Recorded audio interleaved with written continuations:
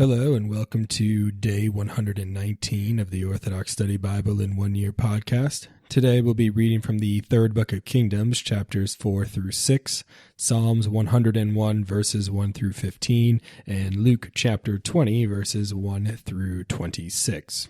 Let us begin with the third book of Kingdoms, chapter 4. So King Solomon ruled over Israel. His officials were the scribes Azariah, the son of Zadok, and Eli Horpheh, and Ahijah, the sons of Shisha, and the recorder Jehoshaphat, the son of Ahilud, and the priests Zadok and Abiathar, the priests, Azariah, the son of Nathan, over the administrators, Zabud, the son of Nathan, the king's companion, Ahishar over the household, and Elab, the son of Saph, over the people, and Adoniram, the son of Abda, over the tribute. Solomon had 12 governors over all Israel, who provided food for the king and his household. Each one made provision for 1 month of the year. They were the son of Hur in the mountains of Ephraim, 1 month. The son of Rechab in Machaz, and Bethlehem and Beth, Shemesh and Elon as far as Beth Hanan, 1 month. The son of Hesed in Arbuth, to him belonged Sokah and all the land of Hepher, 1 month. The son of Abinadab in all the regions of Dor, he had Taphath, the daughter of Solomon, as his wife, 1 month. Baana, the son of Ahilud, in Tanakh, Megiddo, and all the house of Shean, which is beside Zaratan, below Jezreel, from Beth Shehan and Abel Meholah, as far as the other side of Jokneam, 1 month. The son of Geber in Ramoth Gilead, to him belonged the region of Argob in Bashan, 60 large cities with walls and bronze gate bars, 1 month. Ahinadab, the son of Iddu in Mahanaim, 1 month. Ahimaaz in Naphtali, he also took Basemath, the daughter of Solomon, as wife, 1 month. Baanan, the son of Hushah in Maliath, 1 month. Shemiah, the son of Elahom in Benjamin. Geber, the son of Adiah, in the land of Gad, in the country of Sihon, king of Heshbon, and Og, king of Bashan, 1 month. Jehoshaphat, the son of Paruah, in Issachar. Third book of Kingdoms, chapter 5. In this manner the governors provided everything King Solomon requested for the king's table, each man in his month. They did not charge a thing, even the barley and the grain stalks for the horses and the chariots they brought to the place where the king was, each man according to his appointment. What was needed for Solomon in 1 day were 30 measures of the finest wheat flour, 60 measures of beaten ground meal, 10 chosen calves, 20 pastured oxen, and 100 sheep, and besides this deer and gazelles and choice fatted hens. Because there was a governor all along the opposite shore of the river, so he had peace in all his territories round about. The Lord gave discernment to Solomon, exceedingly great wisdom, and a heart as broad as the sand beside the sea. Thus Solomon increased beyond the understanding of all the ancient men, even beyond all the learned men of Egypt, and he was made wise beyond every man. He was even made wise beyond Ethan the Ezrahite, and Herman, and Chakol, and Darda, the sons of Mahal. Solomon spoke 3,000 parables, and there were 5,000 of his songs. He spoke about wood from the cedars in Lebanon, and the hyssop that grows out through the wall, and he spoke about cattle, birds, reptiles, and fish. So all the people came to hear Solomon's wisdom, and he received gifts from all the kings of the earth who heard his wisdom. Solomon took the daughter of Pharaoh for his wife, and he brought her into the city of David until he completed the house of the Lord, and his own house and the walls of Jerusalem. Then Pharaoh, the king of Egypt, went up and conquered Gezer and burned it, along with the Canaanites who were living in Mergab, and Pharaoh gave letters to his daughters, the wife of Solomon, and Solomon rebuilt Gezer. Now Hiram, king of Tyre, sent his servants to anoint Solomon in place of his father David, because Hiram had always loved David. Then Solomon sent to Hiram, saying, "You know how my father David could not build a house for the name of the Lord his God because of the wars that were fought against him on every side, until the Lord put his foes under the soles of his feet. But now the Lord my God has given me rest on every side. There is neither adversary nor evil occurrence. Behold, I propose to build a house for the name of the Lord my God, as the Lord spoke to my father David, saying, Your son, whom I will set on your throne in your place, he shall build the house for my name. Now therefore command them to cut down cedars for me from Lebanon. My servants will be with your servants, and I will pay you wages for your servants according to whatever you say, because you know we have no one who knows how to cut timber like the Sidonians." So when Hiram heard Solomon's words, he rejoiced greatly and said, "Blessed be the Lord today, who gave David a wise son over this great people." Then he sent to Solomon, saying, "I have heard the message you sent me, and I will do everything you desire concerning the cedar and pine logs. My servants shall bring them down from Lebanon to the sea. I will float them in rafts by the sea to the place you indicated to me, and will have them broken apart there. Then you can take them away. You shall fulfill my desire by giving food for my household."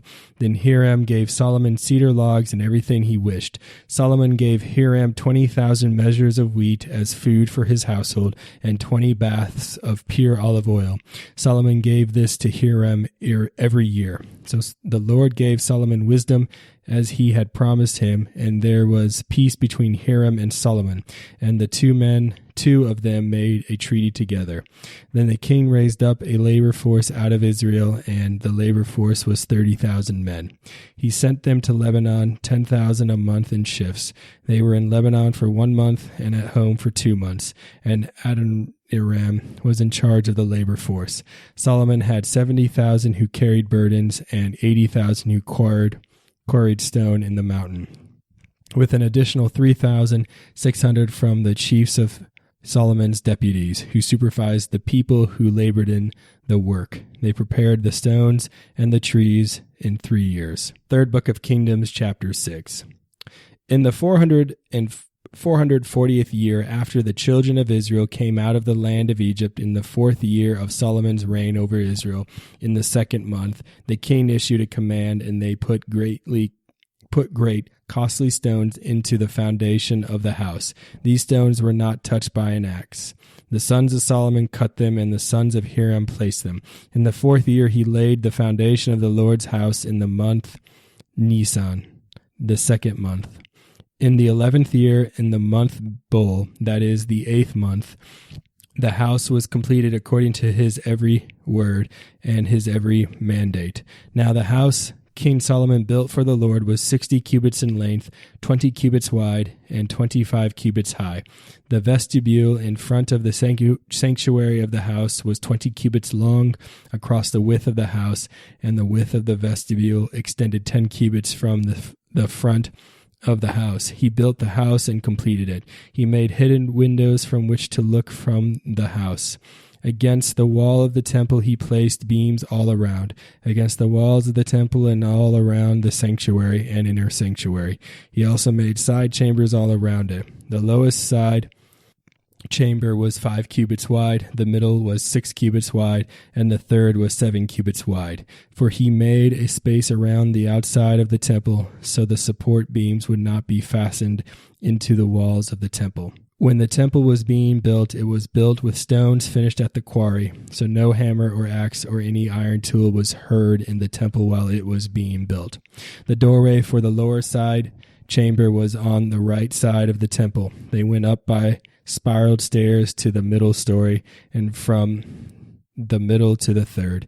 So he built the temple and finished it, and he gave the temple a ceiling with beams and boards of cedar.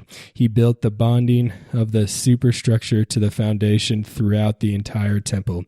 Each 5 cubits high, they were attached to the temple with cedar beams.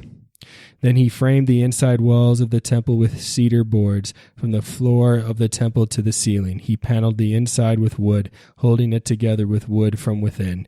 And he covered the floor of the temple with planks of pine. Then he built the 20-cubit room at the rear of the temple from floor to ceiling beams. With cedar boards he built it inside as the inner sanctuary, as the Holy of Holies. The temple sanctuary was 40 cubits long in front. He prepared the inner sanctuary inside the temple to set the ark of the covenant of the Lord there. The inner sanctuary was 20 cubits long, 20 cubits wide, and 20 cubits high. He overlaid it with pure gold and made an altar at the front of the shrine, and he overlaid it with pure gold. He overlaid the whole temple with gold until he finished gilding the whole temple. Inside the inner sanctuary he made 2 cherubim standing majestically, each 10 cubits high. One wing of the cherub was 5 cubits, and the other wing of the cherub 5 cubits. It was 10 cubits from the tip of one wing to the tip of the other. The other cherub was 10 cubits. Both cherubims were of the same size and shape. The height of one cherub was 10 cubits, and so was the other cherub. Then he set both cherubim inside the inner room, and they stretched out the wings of the cherubim. So the wing of one touched one wall, and the wing of the other cherub touched the other wall. Their wings touched each other in the middle of the room. He also overlaid the cherubim with gold. Then he carved all the walls of the temple all around, both the inner and outer sanctuaries, with carved figures of cherubim and palm trees. He overlaid the floor of the temple with gold, both the inner and outer sanctuaries. For the entrance of the inner sanctuary he made doors of juniper wood. The lintel and doorposts were 1/5 of the wall. The 2 doors were of pine wood, and he carved on them figures of cherubim, palm trees, and open flowers, and overlaid them with gold. The gold went down over the cherubim and the palm trees. For the door of the sanctuary he also made doorposts of juniper wood, 1/4 of the wall. And the 2 doors were of pine. 2 panels comprised one folding door, and 2 panels comprised the other folding door. Then he carved cherubim, palm trees, and open flowers on them, and overlaid the figures in relief with gold. He built the inner court with 3 rows of hewn stone and a row of cedar beams. He built the curtain of the courtyard of the porch of the house at the front of the temple. Psalms 101, verse 1. A prayer by a poor man when he was depressed and poured out his supplication before the Lord. Hear my prayer, O Lord, and let my cry come to you. Do not turn your face from me in the day when I am afflicted. Incline your ear to me in the day when I call upon you. Hear me quickly, for my days vanished like smoke, and my bones burned up like firewood. I was cut down like grass, and my heart became withered, for I forgot to eat my bread because of the sound of my groaning. My bones cleave to my flesh.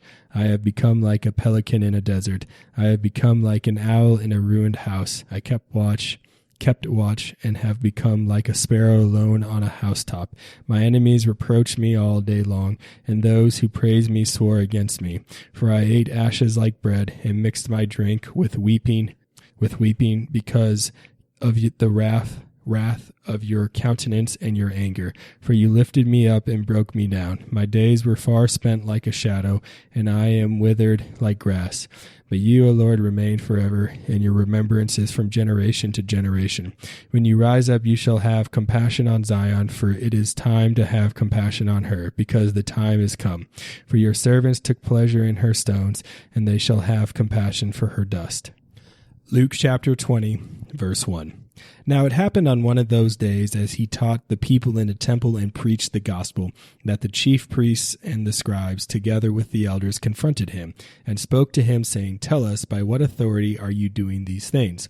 Or who is he who gave you this authority?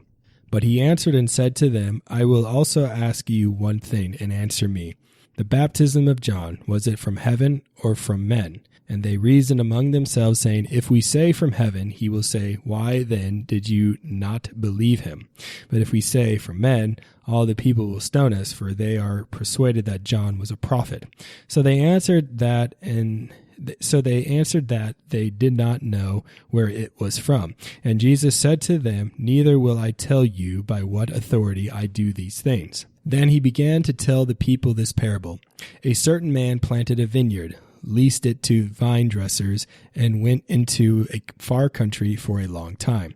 Now at vintage time he sent a servant to the vine dressers that they might give him some of the fruit of the vineyard. But the vine dressers beat him and sent him away empty-handed. Again he sent another servant, and they beat him also, treated him shamefully, and sent him away empty-handed. And again he sent a third, and they wounded him also and cast him out. Then the owner of the vineyard said, "What shall I do? I will send my beloved son. Probably they will respect him when they see him." But when the vine dressers saw him, they reasoned among themselves, saying, "This is the heir. Come, let us kill him, that the inheritance may be ours."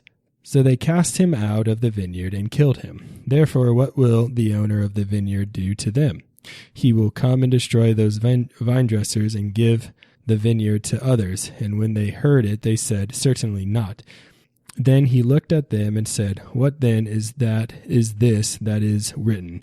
The stone which the builders rejected has become the chief cornerstone. Whoever falls on that stone will be broken, but on whomever it falls, it will grind him to powder."